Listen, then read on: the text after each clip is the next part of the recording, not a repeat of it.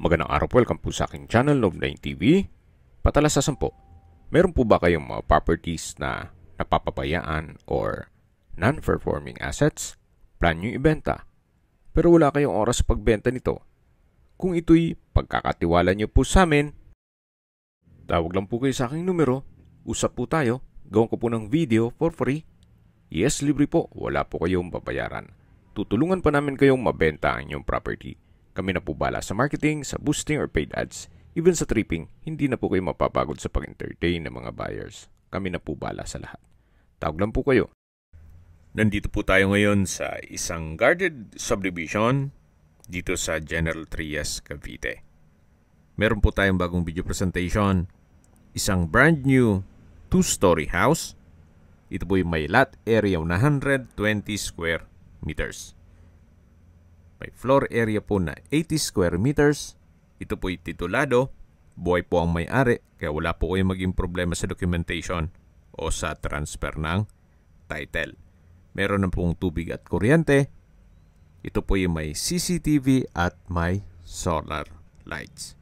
Nakabakod na po buong property. Dito po sa garahe ay naka-tile flooring. Yan po yung pasad na meron pong corner glass window. Then meron pong trellis, may balkonahe, at napakalaki po ng spasyo o rooms for improvement. Meron pong setback, paikot po yan sa buong bahay.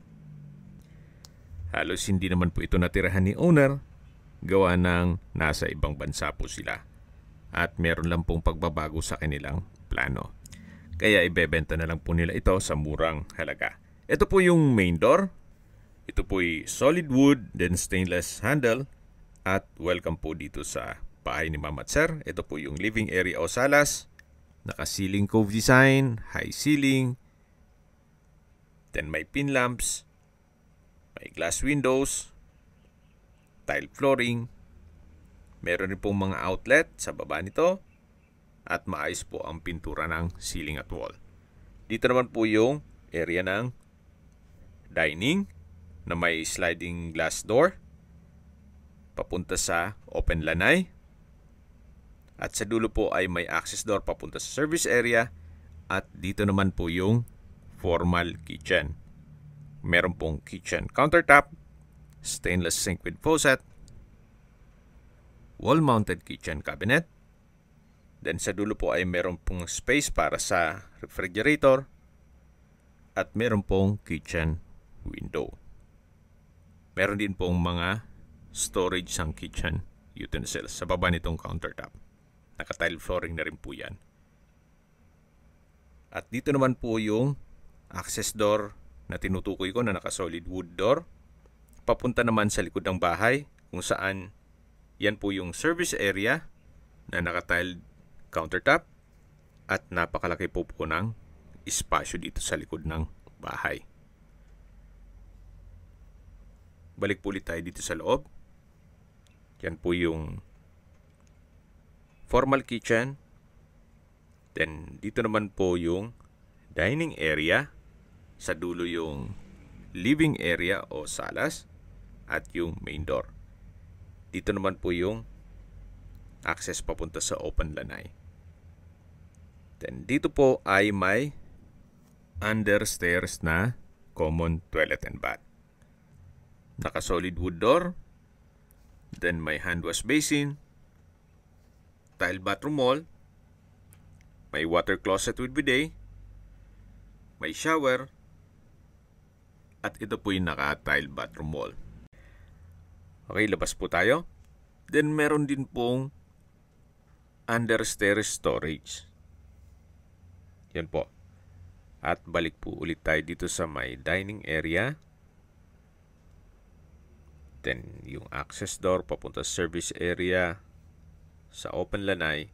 At dito naman po yung living area at yung main door. Ito po yung hagdan. Naka-tiled concrete staircase, wooden handrail, tubular railing, at meron din pong staircase window na nag-serves as natural sunlight. Then, glass railing din po pala ito. Nandito na po tayo sa second floor. Ito po yung access papunta sa balkonahe. Yan po yung mga kwarto, yung banyo, at dito po yung dalawang kwarto. Bali po, 3 kwarto po lahat ito. Check po muna natin itong unang kwarto na meron pong sliding glass window, naka-ceiling cove design with pin lamps. Then may nakaabang na rin para sa window type aircon at meron pong wardrobe at drawer. Naka-tile flooring, pulido din ang pagkapintura ng ceiling at wall, kaya wala po kayong ipapagawa dito. Then next is second bedroom. Solid wood door. Sa spasyo, sakto lang. Hindi naman siya ganun kaliit at hindi naman ganun kalaki. Naka-ceiling cove design, may pin lamps, at nakaabang na rin po ang butas para sa window type aircon. Meron pong wardrobe at drawer, tile flooring, at pulido po ang pagkapintura ng ceiling at wall. So ito po yung second bedroom. Labas po tayo. Yan po yung first bedroom na naipresent ko na sa inyo.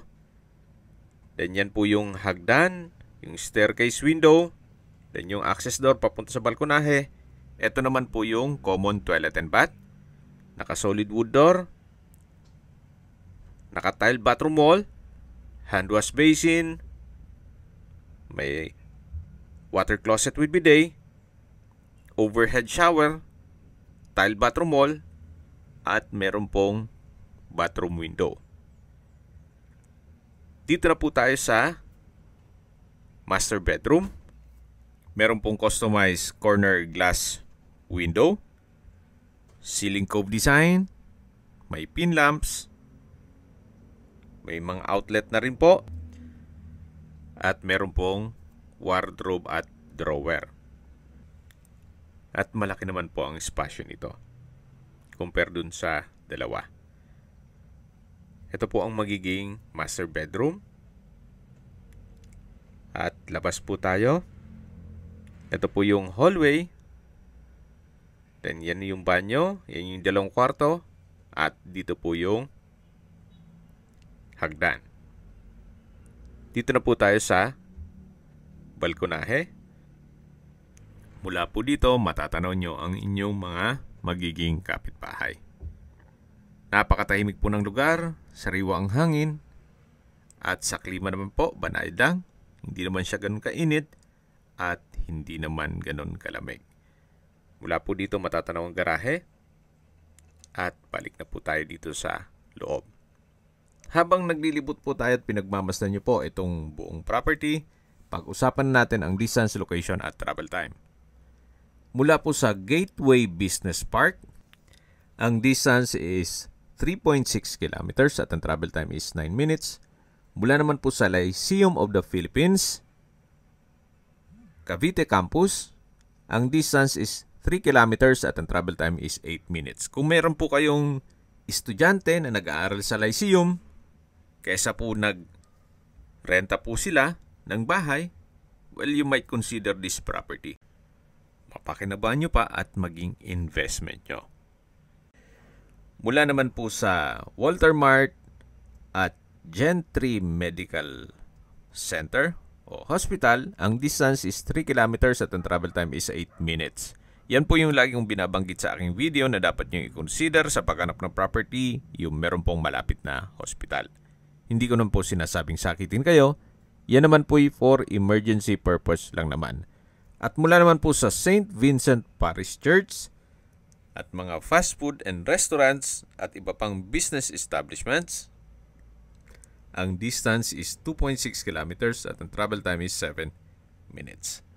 Mula naman po sa Calax Governors Drive Interchange, ang distance is 5.6 kilometers at ang travel time is 14 minutes. Ang Calax po ay connecting South Luzon Expressway, Skyway, all the way to North Luzon Expressway at ibang parte ng Metro Manila. Mapapabilis na po ang biyahe mula Manila papunta dito sa property. At mula naman po sa Manila o sa airport, ang distance is 39.3 kilometers at ang travel time is 1 hour and 17 minutes. Okay, sa presyo na po tayo. Ang market value po nitong ganitong modelong bahay dito sa subdivision ay nasa 7 million pataas na po. Si owner binebenta po ito sa halagang 6.8 million pesos na lang. Maibalik lang yung kanilang nilabas na pera. Kaya sa mga naghahanap po ng ready for occupancy at tituladong property, well, eto na po yung hinahanap nyo. Wala na po kayong ipapagawa dito. Lilipatan na lang po kaagad. Kaya kung interesado po kayo, tawag lang po kayo sa aking numero. At sa mga kababayan naman natin na sa ibang bansa, meron po akong WhatsApp, Viber at Telegram. Same number lang po,